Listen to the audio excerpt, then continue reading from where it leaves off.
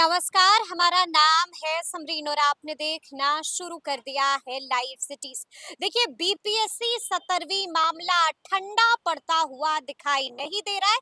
कुछ वक्त पहले हमने आपको वो भी खबर बताई थी कि सुप्रीम कोर्ट ने बिहार सरकार को नोटिस जारी कर दिया था और ये पूरा मामला बीपीएससी चेयरमैन की नियुक्ति से जुड़ा हुआ था। आपको बता दें कि अब सुप्रीम कोर्ट से बड़ी खबर आ रही है, बड़ा अपडेट आ रहा है। क्या कुछ अपडेट आ रहा है, सब कुछ हम आपको इस वीडियो में बताएंगे। और अभी अभी लाइव सिटीज ने भी एक्सक्लूसिव बातचीत की है एडवोकेट ब्रजेश सिंह से। क्या कुछ बता रहे हैं वकील साहब, सबसे पहले आप उनको सुनिए। नमस्कार ब्रजेश जी, समरीन बात कर रहे हैं लाइव सिटीज से। जी नमस्कार। नमस्ते। सबसे पहले तो हम आपसे जानना चाहेंगे कि आपने जो पीआईएल दाखिल की है सुप्रीम कोर्ट में, जिसके बाद सुप्रीम कोर्ट ने बिहार सरकार को नोटिस भी दे दिया था, उस मामले में अपडेट क्या कुछ है? हाँ जी, उस मामले में एक्चुअली जो पहले की डेट थी, क्योंकि उस समय मेरे नॉलेज में नहीं थी, और जब आपसे हमारी बात हुई थी उसके अगले दिन मैंने सुप्रीम कोर्ट को जो मेरी याचिकाकर्ता के रूप में मैंने उनको पिटीशन की कॉपी सर्व की थी। उसके बाद जो तीनों पार्टी थे, मतलब chief secretary of Bihar Ravi Manu Bhai Parmar और additional chief secretary Bihar general administration department, तीनों को नोटिस की कॉपी भेजी गई है पिटीशन के साथ, और 25 फरवरी की डेट जो है निश्चित की गई है सुनवाई के लिए। जैसा कि आप नोटिस में देख सकती हैं, उसमें उनको कहा गया है कि वो या तो खुद या एडवोकेट ऑन रिकॉर्ड जो कि सुप्रीम कोर्ट के अंदर होते हैं उनके थ्रू अपीयर हों 25 तारीख को 10:30 बजे। या फिर अपने एडवोकेट के जरिए अपीयर हो सुप्रीम कोर्ट में। जी जी, क्योंकि वो लिबर्टी रहती है, बड़े पोस्ट के लोग हैं, चीफ सेक्रेटरी के राज्य का कार्यभार होता है उनके ऊपर। तो अब रवि मनु भाई परमार, वैसे तीनों लोगों को वही लिखा गया है कि खुद या एडवोकेट ऑन रिकॉर्ड के थ्रू, सुप्रीम कोर्ट के जो एडवोकेट होते हैं उनके थ्रू उपस्थित हों 25 फरवरी 10:30 बजे, जो एक लैंग्वेज होता है 10:30 बजे। वैसे तो कोर्ट के और भी मैटर्स होते हैं, उसके हिसाब से ही लिस्ट होते हैं। अच्छा, तो ब्रजेश जी क्या लग रहा है आपको 25 तारीख को क्या कुछ होगा सुप्रीम कोर्ट में? क्या कहता है आपका तजुर्बा, क्या हो सकता है 25 तारीख को? अभी तो 11 फरवरी है। वैसे इसमें सरकार के पास मेरे हिसाब से जवाब देने का कोई भी, क्योंकि सुप्रीम कोर्ट कई जजमेंट्स में कह चुकी है, तो आपसे हमने डिस्कस किया ही था time to time. Supreme court के पास इस तरह के मैटर जब भी आए हैं कि इन जिस तरह की गंभीर धाराएं हैं इनके ऊपर सब कुछ लगा हुआ है, 420, 468, 471, 477, मतलब इन धाराओं में किसी आम आदमी को सुप्रीम कोर्ट तक से जमानत मिलनी, और खासकर आप भी देख रहे हैं कि 5 करोड़ तक का गबन का मैटर है, 4 करोड़ का है। तो जवाब देने का कोई ऐसा होता है, अमूमन ऐसे मामलों में क्या होता है? अमूमन ऐसे मामलों में तो इनको जैसे मोरलिटी के आधार पर तो खुद भी रिजाइन कर सकते हैं ये, लेकिन अब क्या इनकी इच्छा है सुप्रीम कोर्ट के अंदर ये क्या जवाब देंगे, क्योंकि जवाब का कोई बहुत नैरो स्पेस है। ये कोई ऐसा मैटर नहीं है जिसमें कि कोई इनका इफ एंड बट हो, और जनरल एडमिनिस्ट्रेशन डिपार्टमेंट से सेम डे में इनका रेजिग्नेशन हो रहा है, सेम डे में अप्रूवल हो रहा है, तो अदर लोगों को कंसीडर भी नहीं किया गया, ऊपर से इनका टेंटेड बैकग्राउंड। तो दोनों कंडीशन में सरकार कैसे जवाब देगी? अब टाइम गेन करने का प्रयास हो सकता है, लेकिन आप देख सकती है मामले की गंभीरता की 3 फरवरी को पहली हियरिंग और 25 फरवरी को दूसरी हियरिंग। तो सुप्रीम कोर्ट भी ऐसे मैटर्स में ज्यादा लंबा समय तो नहीं दे सकती इनको, तो जवाब समय नहीं दे सकती है। आपने बड़ी बात कही, लेकिन ब्रजेश जी हम आपको थोड़ा सा यहाँ पर रोकना चाहेंगे। आपको क्या लगता है, क्या मोरलिटी के आधार पर बीपीएससी चेयरमैन रवि मनु भाई खुद इस्तीफा दे देंगे? नहीं, मुझे तो ऐसा नहीं लगता है, क्योंकि जो उनका पब्लिक रेफरेंस रहा है जिस तरीके से अब तक बीपीएससी, आप भी बिहार के नागरिक हैं, मैं भी नागरिक हूं और मैं तो प्रतिभागी भी रहा हूं, तो कभी भी कोई चेयरमैन इस तरीके से प्रेस कॉन्फ्रेंस के थ्रू छात्रों के साथ जिस तरीके से इनका रहा है, और इनके ऊपर पहले भी आरोप लगते रहे हैं। ये सेंट्रल डिप्यूटेशन पे थे, वहाँ एफआईआर नहीं हुआ, लेकिन उनके ऊपर आरोप रहे हैं कि इनकी जो जहाँ भी कार्यकाल रहती है तो संदिग्ध है इनका मामला। अब मोरालिटी के आधार पे मुझे नहीं लगता कि ये रिजाइन देंगे। अब सरकार के ऊपर है कि सरकार चाहे तो इनसे वो कर सकती है, सरकार का प्रेशर तो बहुत बड़ा होता है। अगर मुख्यमंत्री अगर चाहे तो क्यों नहीं ये अपने पद से त्याग पत्र दे सकते हैं। सरकार ने अभी तक कोई ऐसा कोरेस्पॉन्डेंस भी जारी नहीं किया है, ना हमारे पिटीशन के जवाब में कोई ऐसा लेटर वगैरह कोरेस्पॉन्डेंस इश्यू हुआ है।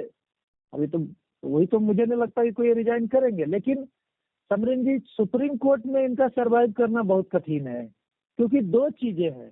एक तो इनका आपराधिक इतिहास, गंभीर आपराधिक इतिहास, और दूसरा किसी और को कंसीडर नहीं किया जाना। मतलब एकदम सरकार मान ली थी कि हमको इन्हीं को अपॉइंट करना है। अगर मान लीजिए इनका आपराधिक इतिहास नहीं होता, तब भी ये ग्राउंड बनता चैलेंज का कि किसी और को मौका नहीं दिया गया। यहाँ तो दोनों चीजें गंभीर है। इनका आपराधिक इतिहास, वो भी आर्थिक अपराध का, वो भी महादलित विकास मिशन के स्कॉलरशिप स्कैम का, और दूसरा सेम डे सारा कुछ कर दिया गया। 15 को ही इनका बीपीएससी चेयरमैन का नोटिफिकेशन होता है अपॉइंटमेंट का, उसी दिन ये बीआरएस के लिए अपना एप्लीकेशन देते हैं, और वो 16 को नोटिफिकेशन उसका आता है। तो ये दोनों चीजों के आधार पे, और इससे तो यही हो गया समरीन जी की पद पे रहते हुए ये अपॉइंट हो गए। और जबकि जबकि मैंने बताया था कि भारतीय संविधान का अनुच्छेद 317, अगर पब्लिक सर्वेंट वो अपॉइंट हो रहे हैं तो उनका त्याग पत्र होना बहुत जरूरी है। उसमें पूर्व लोग, कभी ऐसा नियम नहीं है कि लोक सेवक ड्यूरिंग जॉब ही अपॉइंट हो जाए। तो तीन बड़ी गंभीर चीजें फंस रही है। अब बिहार सरकार किस तरीके से इन चीजों को जस्टिफाइड कर पाएगी, ये लीगल तरीके से तो मुझे तो बहुत ही कठिन प्रतीत यहाँ होता पर है। एक और सवाल है ब्रजेश जी, जो हम आपसे जानना चाहेंगे कि अगर 25 तारीख से पहले बिहार सरकार नोटिस का जवाब नहीं देती है तो फिर क्या हो सकता है? ये मामला मैंने पिछली बार आपसे बोलने में मैं थोड़ा सा रख नहीं पाया था चीजों को, क्योंकि कई सारी चीजों पर डिस्कशन था। इसमें एमाइकस भी हैं, मिसेज बंसजा शुक्ला जो खुद एओआर हैं। तो जब एमाइकस भी इसमें अपॉइंट है तो एमाइकस भी कोर्ट के तरफ से वो न्यूट्रल है, वो ना मेरे तरफ से है ना रिस्पोंडेंट के उसकी तरफ से, वो असिस्ट कर रही है कोर्ट को। तो एमाइकस का सबमिशन भी होगा इसमें देखने लायक, क्योंकि मैं तो बोलूंगा पिटिशनर कैपेसिटी में, और एमाइकस से कोर्ट पूछेगी, और एमाइकस का होना ही बहुत बड़ी बात है इसमें। इसके बाद बिहार सरकार डिले नहीं कर पाएगी, क्योंकि बीच में कोर्ट ने खुद एक एडवोकेट को अपॉइंट भी कर दिया है सेपरेटली। तो चीजें यहाँ पर है। तो इस बीच में अगर ये नहीं आते हैं तो एमाइकस का न्यूट्रल ओपिनियन सबमिशन भी कोर्ट के सामने जाएगा कि इसमें समय देना चाहिए या नहीं देना चाहिए, क्योंकि जवाब का गुंजाइश बहुत कम है इसमें। लेकिन फिर भी बिना जवाब के कोर्ट प्रोसीड तो नहीं कर सकती ना, प्राकृतिक प्रिंसिपल ऑफ नेचुरल जस्टिस है। एक बार उनका जवाब तो देखना पड़ेगा कोर्ट को। जवाब तो देना लेकिन पड़ेगा, तो क्या लगता है 25 से पहले सरकार जवाब दे देगी?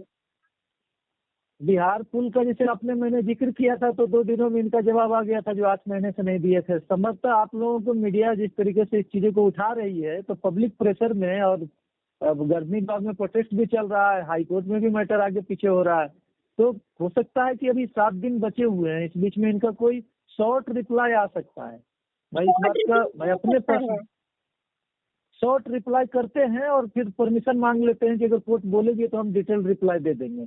ये हो सकता है कि कुछ ऊपरी तौर पे आंकड़े रखकर सरकार हो सकती है कि दे दे यहाँ पर कि ये हम शॉर्ट रिप्लाई दे रहे हैं, हमें मौका दिया जाए, हम अभी चीजों को एनालाइज कर रहे हैं, उसके बाद हम डिटेल रिप्लाई फाइल करेंगे। ये एक संभावना हो सकती है। लेकिन अगर रिप्लाई नहीं फाइल करेंगे तो यहाँ पर एक एमाइकस भी अपॉइंटेड है कोर्ट के थ्रू। कोर्ट ने अपने असिस्टेंस के लिए एक सेपरेट एडवोकेट को भी अपॉइंट किया है, एडवोकेट ऑन रिकॉर्ड को। तो इतना आसान नहीं होगा यहाँ पे साइलेंट हो जाना, जैसे हमारे पुल वाले में हो रहा। आसान नहीं होगा। लेकिन अंतिम सवाल है मेरा आपसे, पटना हाई कोर्ट में भी मामला चल रहा है, सुनवाई लगातार चल रही है, क्या लगता है क्या होगा पटना हाई कोर्ट में ब्रजेश जी? क्या कह रहा है आपका तजुर्बा? री एग्जाम होगा कि नहीं? अब तो रिजल्ट में लेवल प्ले रह ही नहीं गया ना। रिजल्ट में मैं जहाँ रह रहा हूँ, मैं तो मुखर्जी नगर का एरिया, यहाँ स्टूडेंट मेरे से भी अप्रोच कर रहे हैं। उनका पहले वाले भी, जैसे दोनों सेट के स्टूडेंट मिलते हैं, जो पहले एग्जाम दिए बाद वाले भी दिए हैं। एक तरफ 19% रिजल्ट है, एक तरफ 4% है। अब खुद बताइए समरेन जी, ये लेवल प्ले कहाँ रह गया है? ये बिल्कुल क्वेश्चन का लेवल भी हल्का था। केवल इस ग्राउंड पर भी पटना हाईकोर्ट चाहेगी तो इस एग्जाम को, पूरी एग्जाम को क्वेश्च कर सकती है, क्योंकि लेवल प्ले जरूरी होना है ना। लेवल बड़ा पॉइंट है अभ्यर्थियों के पास, बहुत बड़ा पॉइंट है। उन्होंने, अभ्यर्थियों ने इतना रिसर्च किया है। इसके अलावा कदाचार का मैं नहीं कह रहा हूँ, कदाचार तो और भी ग्राउंड है, जो बापू सेंटर तो हुआ, चाहे जो वायरल क्वेश्चन है वो तो ग्राउंड है ही। लेकिन ये जो जो कोई भी एग्जाम होता है वो आज खुद ही एक जजमेंट सुप्रीम कोर्ट ने कल पारित किया है सुप्रीम कोर्ट में, कि बोला है कि अगर किसी एडवर्टाइजमेंट में आप सीटों की संख्या नहीं बताते हैं तो एडवर्टाइजमेंट ही वो जीरो हो जाएगा। तो उसी एनालॉजी पर अगर हम देखें कि जब इतना बड़ा वो हो गया कि दोबारा एग्जाम इन्होंने लिया, स्टूडेंट इसलिए बोल रहे थे कि दोबारा एग्जाम पूरा ही एग्जाम ले लिया जाए, वही स्थिति हो गई कि 19% रिजल्ट वहीं से हो गया और बाकी वाले में 4% रह गया। मतलब यहाँ 5 पे 1 हुआ होगा, वहाँ पता नहीं 15 पे 1 हुआ होगा, या मैं आंकड़ों पर मैंने रिसर्च किया नहीं है। तो लेवल प्ले नहीं रह गया, ना फेयर प्ले हो गया ना लेवल प्ले हो गया। कोई भी एग्जाम, पब्लिक एग्जाम जो होता है वो लेवल प्ले होना चाहिए। अच्छा, अब इस ग्राउंड पर ये सबसे बड़ा वायलेशन है, ये सबसे बड़ा ड्रॉबैक है, लीगल ग्राउंड है। बड़ा मतलब ड्रॉबैक जो है बाकी जी। और दूसरी बात है कि बिहार सरकार कोई जांच भी नहीं कर रही है पूरे एग्जाम प्रोसेस का, थर्ड पार्टी किसी हाई कोर्ट के ऑर्डर का वेट कर रही है या क्या कर रही है। और हाई कोर्ट की तरफ से पता नहीं किन कारणों से, मैं खुद भी ऑनलाइन देखता रहता हूँ क्योंकि 200 मैटर लगे होते हैं, उसमें 37 नंबर तक भी रीच नहीं हो पा रहा है। हालांकि अभ्यर्थी चाहे तो सुप्रीम कोर्ट अप्रोच कर सकते हैं, लेकिन वहाँ उनके एडवोकेट क्या है, केवल इस बार बार लगातार जो हियरिंग चल रही है, क्योंकि हाई कोर्ट ने सुप्रीम कोर्ट ने एक मैटर को वहाँ भेज रखा है कि आप हाई कोर्ट के पास जाइए। बिल्कुल, तो अब ये सुप्रीम लोग कोर्ट वापस ने भेज रखा है, आर्टिकल 226 लेकिन का हवाला भी दिया है। हाँ, 232 में ये अप्रोच किए थे कोई जो एनजीओ जिन्होंने किया था, तो उनको बोला था कि आप हाई कोर्ट जाइए। अगर हाई कोर्ट सुनवाई नहीं कर रहा तो ये सुप्रीम कोर्ट के पास आ सकते हैं, सीसीटीवी के लिए हुआ था। अच्छा, ये तो ये सुप्रीम सारे कोर्ट लोग के चाहे पास तो जा सकते हैं, ये भी बड़ी बात आप बता रहे हैं। एसएलपी फाइल कर सकते हैं कि हाई कोर्ट, सुप्रीम कोर्ट ने हमें वापस भेजा था लेकिन हाई कोर्ट हमें एकोमोडेट नहीं कर पा रहा है। तो या तो चीफ जस्टिस खुद सुनवाई करें उसमें, या कोई स्पेशल बेंच बन जाए जो डे टू डे हियरिंग करे। और समरिन जी, ये बहुत नॉर्मल प्रोसेस है कोर्ट में, हम यहाँ ट्रायल कोर्ट में भी और हाई कोर्ट में भी, कि जैसे कोई बड़ा मैटर होता है तो उसको मेंशन कर दिया जाता है कि ये मैटर अगर आज नहीं मेंशन लग रहा है तो कल इसको टॉप लिस्ट के टॉप पे लगाया जाए और टाइम फिक्स कर दिया जाता है 10:30 आइटम नंबर 1। तो ये भी नहीं हो रहा है वहाँ पे। तो कोर्ट के कई सारे प्रोसीजर है जिसके थ्रू इसको प्रायोरिटी पे सुना जा सकता है। बिल्कुल बिल्कुल बिल्कुल। जैसे आज अगर हियरिंग नहीं हुई तो कंक्लूडिंग जब बेंच उठ रही हो या जो भी वहाँ प्रोसीजर हो, तो ये वहाँ बड़े बड़े वकील इंगेज हैं, बाबी गिरी हैं और भी कई लोग हैं, तो वो मेंशन कर सकते हैं कि इस मैटर को लगातार ये चल जा रहा है तो इसको टॉप ऑफ द बोर्ड रखा जाए और इसका एक टाइम फिक्स कर लिया जाए, 10:30, 11:30, जब भी वो एक फिक्स कर लिया जाए। तो इस तरीके से भी मैटर को एकोमोडेट किया जा सकता है। चलिए तो लेकिन देखना होगा ब्रजेश जी कि आगे क्या कुछ होता है। हम लोग भी लगातार आपसे संपर्क में बने रहेंगे। जी चलिए, बहुत जी, बहुत बहुत धन्यवाद। बातचीत के लिए बहुत बहुत शुक्रिया। नमस्ते। तो सुना आपने कि एडवोकेट ब्रजेश सिंह ने क्या कुछ बताया है। 25 तारीख महत्वपूर्ण दिन होने जा रहा है क्योंकि 25 तारीख को इस मामले में सुनवाई होने जा रही है। तो अब देखना होगा कि आगे आगे इस मामले में क्या कुछ होता है। तो फिर ये पूरी बातचीत, ये पूरी खबर आपको कैसी लगी है, कमेंट करके हमें जरूर बताइएगा। तो ऐसे तमाम अपडेट्स के लिए बिल्कुल ऐसे ही हमारे साथ बने रहिएगा और देखते रहिएगा लाइव सिटीज। बहुत शुक्रिया।